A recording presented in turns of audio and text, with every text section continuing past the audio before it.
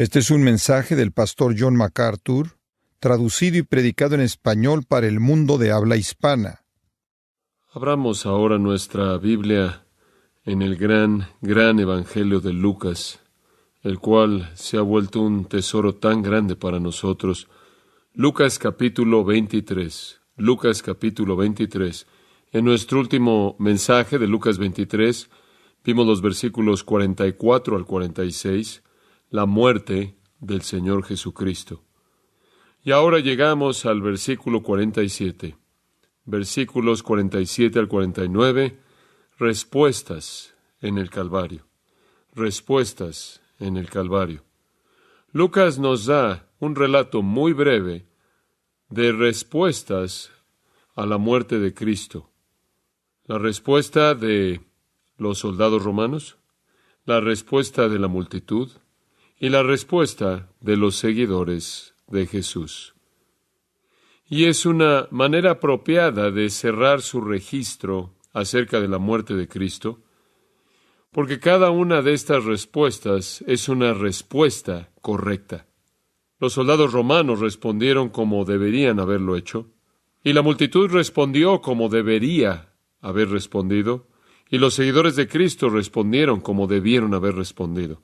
Cada respuesta, la correcta, es única. Juntas nos dan el retrato de la respuesta completa que debe ser demandada de todos nosotros.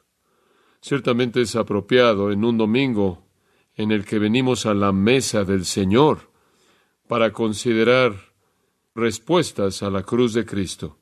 Pero cuando el Señor presentó esta ordenanza para nosotros, no fue meramente para recordar la historia del acontecimiento, sino para renovar las respuestas correctas.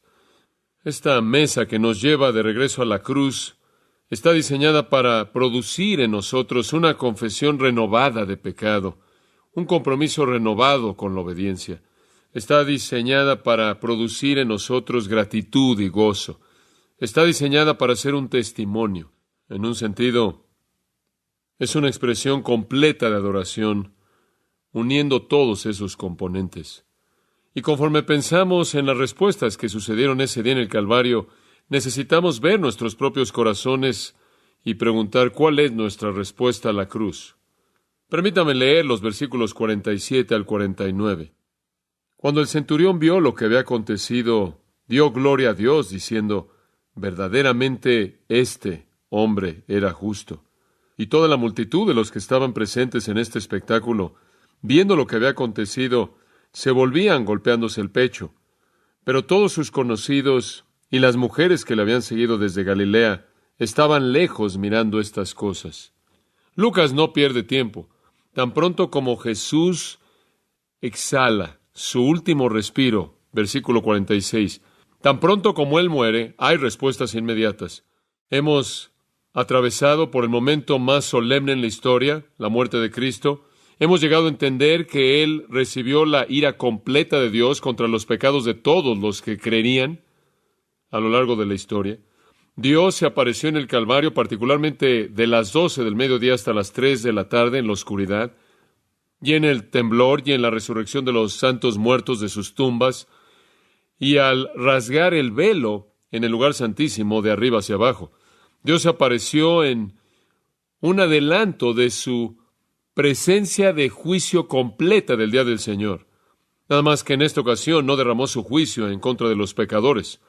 Él derramó su juicio en su Hijo en el lugar de los pecadores. Y señaló la ratificación del nuevo pacto. Y esta es la razón por la que en el momento mismo en el que el velo fue rasgado en el templo, pasó eso porque el camino a Dios había sido abierto de manera plena. Fue el fin del templo, fue el fin del sacerdocio, fue el fin de los sacrificios, fue el fin de la dispensación antigua. En el momento en el que Jesús murió, todo eso se acabó. Consideramos esas cosas y ahora es momento de ver estas tres respuestas y hacernos la pregunta, ¿cuál es mi respuesta a este acontecimiento monumental, sin paralelos? En primer lugar, los convencidos, versículo 47. Cuando el centurión vio lo que había acontecido, dio gloria a Dios, diciendo, verdaderamente este hombre era justo. Mateo habla de él, Marcos habla también de él. Su testimonio es muy muy poco probable, muy raro. Usted necesita conocer un poco acerca de un centurión. Un centurión romano era el comandante de 100 hombres, y 100 hombres eran llamados un centurio. De esta manera, su comandante es un centurión. Los centurios eran los bloques de construcción de una legión romana. Habían en el ejército romano entero unas 25 legiones. Cada legión estaba constituida de unos 6,000 hombres, divididos en 10 grupos de 600 hombres cada uno. Cada grupo tenía 3 grupos y cada grupo de 3 estaba dividido en 2 centurios. Entonces, básicamente, un centurio era la unidad más pequeña en el sistema romano. Cada centurio era comandado por un centurión. Eran soldados, no eran élite. Estaban en el suelo con las tropas, se habían probado a sí mismos, se habían ganado su derecho de estar en esa posición debido a que eran soldados eficaces. Habían puesto su vida en riesgo de manera exitosa y eran líderes en los momentos más difíciles y de mayor peligro. Este oficial en particular estaba cuidando a Jesús y obviamente estaba a cargo de los soldados que eran responsables de este prisionero. Él estaba a cargo de los soldados, es lo más probable, que arrestaron a Jesús el jueves por la noche en el huerto, quien después se quedaron con él para asegurarse de que no escapara y de que nadie se lo llevara. Estos habrían sido los soldados que estaban bajo su mando, junto con él, quienes estuvieron ahí con Jesús a lo largo del proceso entero de los juicios y particularmente cuando él fue traído ante Pilato, el pretorio de Pilato. Este centurión y sus soldados habrían sido los que se burlaron de Jesús, habrían sido los que le habrían arrojado la túnica vieja de un soldado, como si fuera una túnica real, y le habrían colocado la caña en su mano como si fuera un cetro, y una corona en su cabeza como si fuera una corona que le pertenecía a un rey, cuando de hecho era una corona de espinas. Ellos fueron los que habrían tomado ese cetro de burla y le habrían pegado en el rostro con él, le habrían escupido, se habrían burlado, habrían hecho una broma de él. Eran los soldados que fueron los testigos oculares de el proceso entero desde el principio. Ellos oyeron todas las conversaciones, ellos oyeron todas las acusaciones, ellos oyeron todo lo que los líderes de Israel dijeron en contra de él, y ellos oyeron el veredicto de inocente repetido por lo menos 6 veces. Ellos vieron a Jesús actuar como ningún otro prisionero que ellos jamás habían visto, completamente inocente. Su inocencia fue verificada vez tras vez, sin embargo, él nunca se venga, nunca clama, nunca demanda algún tipo de justicia que él no está recibiendo. Él sufre con gracia y majestad en medio de los juicios injustos, y él recibe toda su burla y abuso de manera silenciosa, sin protestar en ningún momento. Aunque le escupieron y se mofaron de él y lo maltrataron, él nunca los maldice, nunca los amenaza. Ellos tuvieron que estar absolutamente asombrados ante la manera tan diferente que él reaccionó a lo que estaba sucediendo, de una manera tan diferente a la de otro prisionero que ellos jamás habían experimentado. No había categoría para alguien el conducirse como este hombre, un hombre inocente llevado hasta la cruz, y después ellos fueron los que lo clavaron a esa cruz, por lo menos 4 de ellos, pero hasta ahora la identidad única de Jesús no parece tener impacto alguno en particular en ellos. Eran hombres endurecidos y Jesús, siendo pasivo, no parecía hacer una diferencia en la manera en la que ellos lo trataron. No trataron su pasividad con un poco más de compasión en absoluto. No le mostraron misericordia a él. Clavaron esos clavos en sus manos como lo habrían hecho en las manos de cualquier otra persona y en sus pies, y levantaron la cruz y la metieron en el hoyo escarbado para que entrara ahí, mientras que rasgaba y abría las heridas. Echaron suertes para quedarse con la ropa de Jesús y simplemente se sentaron a observarlo morir como habían observado a cientos más morir. Pero a lo largo de este proceso, las cosas que estaban experimentando estaban siendo consideradas en sus mentes. Oyeron a Jesús orar por sus homicidas: Padre, perdónalos porque no saben lo que hacen. Ellos vieron la manera noble en la que él sufrió, lo oyeron clamar a su Padre, lo oyeron prometer el paraíso a un ladrón arrepentido quien lo había estado maldiciendo, y después experimentaron lo imposible. medianoche al mediodía, 3 horas de oscuridad absoluta y un terremoto que partió las piedras. Ya no podían ignorar la realidad. Y la prueba final, la oscuridad, el terremoto y después Jesús, apenas antes de morir, clama a gran voz: Padre, en tus manos encomiendo mi espíritu. Eso nunca había sido hecho. La gente que moría de crucifixión enfrentaba privación de oxígeno en sus cerebros y ya mucho tiempo antes de que murieran ya estaban actuando de manera incoherente. No podían tener suficiente aliento como para respirar y mucho menos para gritar con todas sus fuerzas. Este hombre tomó la muerte por su propia voluntad y la hizo su siervo. Marcos escribe: cuando el centurión que estaba de pie enfrente de él vio que él clamó así y que exhaló por última vez, él dijo: verdaderamente este hombre era el Hijo de Dios. ¿En dónde encontró esa frase? Juan 19:7 dice: los judíos lo acusaron de esta manera. Dijeron: él se hizo a sí mismo el Hijo de Dios. Y el centurión concluyó que lo fue. Mateo señala que el terremoto vino en el momento exacto junto al clamor de Jesús y lo empujó al borde de la fe cuando ellos, no solo el centurión, sino los soldados con él, vieron el terremoto y las cosas que habían pasado y temieron grandemente. Esa expresión pequeña, temieron grandemente, es exactamente las mismas palabras que son usadas en el monte de la transfiguración cuando Pedro, Jacobo y Juan temieron grandemente al Cristo transfigurado cuando lo vieron en su gloria. Este es el tipo de temor que es una reacción típica de personas que reconocieron la verdad de quién es Jesús. Entendieron que habían crucificado al Hijo de Dios. Lucas nos dice que el centurión dijo: ciertamente este hombre fue justo. Justo.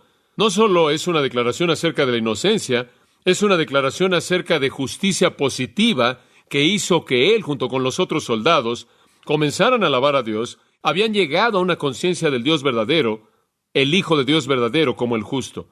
Estos son los primeros convertidos a Cristo momentos después de su crucifixión, llegando a la fe precisamente en el momento mismo que Él muere. Hay muchos otros detalles que me gustaría conocer acerca de lo que estaban pensando, pero tendremos que esperar hasta llegar al cielo para conocer esos detalles. ¿Sabían ellos que el Antiguo Testamento prometió que el Mesías sería llamado el justo? El Salmo 16:10 dice que Él sería el justo. Isaías 53:11 dice que Él sería el justo. Jeremías 23:5 dice que Él sería el justo. Esto es más que la séptima afirmación de la inocencia de Jesús. Es la palabra dikaios, la cual es justo.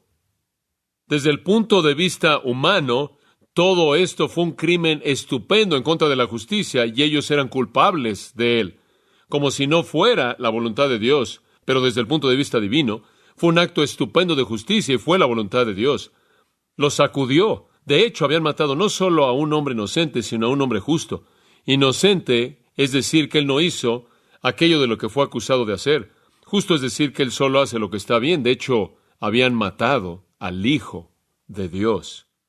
No solo fue el centurión, sino aquellos que estaban con él, quienes llegaron a esta fe. Podemos preguntarles los detalles cuando lleguemos al cielo, pero habían absorbido todo el proceso. Las declaraciones de Jesús que habían oído, las acusaciones en contra de él, las habían oído, y llegaron a la conclusión correcta, ayudados, claro, y capacitados por el bendito Espíritu Santo, quien llevó al reino ahí no solo a un ladrón, sino a algunos soldados romanos endurecidos, romanos, idólatras, soldados paganos. La evidencia era convincente y ellos fueron los convencidos. El siguiente versículo nos presenta a los convencidos de pecado. Y toda la multitud de los que estaban presentes en este espectáculo, viendo lo que había acontecido, se volvían golpeándose el pecho. Aquí de nuevo nos encontramos con la multitud tibia. Hombre, qué semana. Hablamos de atravesar por todo el espectro de emociones. ¡Wow! Regresamos al lunes cuando Jesús entró a la ciudad y le arrojaron ramas de palmera frente a él y lo reconocieron como el Hijo de David y el Mesías. Hosana, el Hijo de David. Lo reconocieron como su Rey, su Mesías. Esta era la esperanza de su corazón. Esto era gozo. Este era gozo excesivo. Esta era felicidad exuberante. Estaban emocionados. Este era su momento. En medio de esa multitud había una expectativa gozosa de que finalmente su Mesías había llegado, una emoción extrema que hizo que sus corazones palpitaran conforme pensaban acerca de la realidad que después de todos los siglos, el Mesías finalmente había venido. Este era gozo extremo. Unos cuantos días después, el viernes por la mañana, su emoción era muy diferente. No gozo extremo, sino extremo. Enojo extremo, odio, enemistad, conforme clamaron: crucifícale, crucifícale. No queremos que este hombre reine sobre nosotros. Su sangre sea sobre nosotros y sobre nuestros hijos. La emoción extrema de nuevo arrastrándolos. Y aquí, conforme pasan por ese espectro emocional, es la última erupción extrema. ¿Y qué es? Temor golpeándose sus pechos, temor. Están aterrados, dice en el versículo 48. Y todas las multitudes se reunieron para esto. La multitud que comenzó a congregarse en la mañana se ha estado congregando a lo largo del día y ahora, rodeando la cruz, la multitud vacilante que han visto la teoría, el espectáculo, la única vez en la Biblia en la que esa palabra es usada. Este es un acontecimiento excepcional, único, una ocurrencia espectacular sin paralelos en el Calvario, el espectáculo divino en el Calvario. ¿Y cuál es su respuesta? Están aterrados. ¿Por qué? Bueno, comenzaron como una comedia, ¿no es cierto? Comenzó con ellos dirigiendo una broma en contra de Jesús, apilando abuso en contra de él y sarcasmo, burlándose de él. Pero después Dios vino y la presencia de Dios les fue conocida en la oscuridad y en el terremoto, y la comedia se volvió una tragedia. Y nadie habló durante 3 horas, por lo menos no está registrado que ellos dijeron algo y Jesús no habló durante esas 3 horas, pero Dios derramó su ira y su furia, y estaban aterrados por la oscuridad, por el terremoto que partió las rocas. Eso es lo que dice. Y las multitudes se reunieron para el espectáculo. Cuando ellos observaron lo que había sucedido, la oscuridad, el terremoto, Dios llegó, comenzaron a regresar a la ciudad. Ya son las 3 de la tarde. Es el tiempo del sacrificio de los corderos de la Pascua entre las 3 y las 5 de la tarde. Necesitan ir al templo. Y si ya no lo habían oído, para cuando llegaron al templo, van a encontrar un caos absoluto. Habrían habido decenas de miles de animales listos para ser sacrificados por el grupo entero de sacerdotes que están horrorizados porque la cortina ha sido rasgada de arriba hacia abajo, la cortina que separa el lugar santo, el lugar santísimo, la presencia de Dios, el cual es tan aterrador que solo una persona podía entrar una vez al año, el sumo sacerdote, en el día de la expiación. Y solo después de que él había hecho sacrificio por sus propios pecados, podía entrar y salir rápido, apresurado. Y ahora está totalmente abierto. El caos en el templo habría sido indescriptible. No sabrían qué hacer. Y conforme estas personas regresan de ese lugar, descienden de la ejecución de Jesús y de los 2 ladrones, para regresar a celebrar su Pascua, ellos no van con gozo alguno. La comedia se acabó, la tragedia se ha apoderado de ellos, y son descritos haciendo una cosa, golpeándose el pecho. Créame, ese acontecimiento ha perdido su atractivo. Han experimentado una herida mortal en sus almas que no va a sanar. Hay dolor sin alivio, de la culpabilidad sin consuelo. Saben que Dios se apareció. Palabras de blasfemia frescas que hablaron de una manera tan fácil a través de sus labios, ahora son la causa de su propia ansiedad y su propia culpabilidad y su propio temor, y entonces se golpean el pecho. Esto nos recuerda al publicano, ¿no es cierto? En Lucas 18:13, quien en temor y culpabilidad no levantaba sus ojos para mirar al cielo, sino que con la cabeza inclinada se golpeaba el pecho diciendo: Dios, sé propicio a mí, pecador. Es una manera en la cual los judíos expresaban la culpabilidad y el temor de haber violado a Dios. Realmente era lo milagroso que los asustó y los llevó a este estado de terror. Y eso también, amados, es una respuesta correcta. El temor de Dios es una respuesta correcta, es una respuesta que se manda. El terror por la culpabilidad de uno y el rechazo de Jesucristo es una respuesta correcta. El temor de juicio divino por la manera en la que usted trata a Cristo es exactamente la manera en la que un pecador debe sentirse. Y esto tuvo cierto beneficio. Estoy convencido de que esta culpabilidad, mientras que no parece ser resuelto aquí en el texto, es una preparación para algo que vino después. Conforme ellos descendieron de ese monte sintiendo esa culpabilidad incrementaría día tras día tras día. conforme ellos no podían borrar de sus mentes la memoria de ese acontecimiento.